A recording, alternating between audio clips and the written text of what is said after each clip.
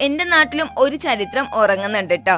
പുരാതന ചേരനാട്ടിലെ മഹാരാജാവായിരുന്ന ചേരൻ ചെങ്കുട്ടവൻ ഏകദേശം 2000 വർഷങ്ങൾക്ക് മുമ്പ് വണ്ണാത്തിപ്പാറയിൽ കർണകിക്ക് വേണ്ടി ഒരു ക്ഷേത്രം സ്ഥാപിക്കുകയും അതിനെ കർണകിക്കോട്ട അല്ലെങ്കിൽ മംഗളാദേവി ക്ഷേത്രം എന്ന് വിളിക്കുകയും ചെയ്യുന്നുണ്ട് കേട്ടോ.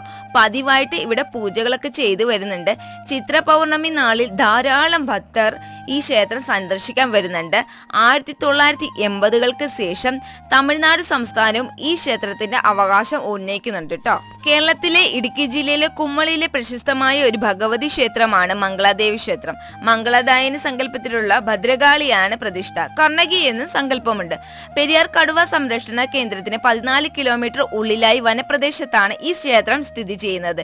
ഈ സ്ഥലം കടൽനിരപ്പിൽ നിന്നും ഏകദേശം 1337 മീറ്റർ ഉയരത്തിൽ സ്ഥിതി ചെയ്യുന്നു. വർഷത്തിൽ ഒരു ദിവസം മാത്രം നട തുറക്കുന്നു എന്നതാണ് ഇവിടുത്തെ പ്രത്യേകത.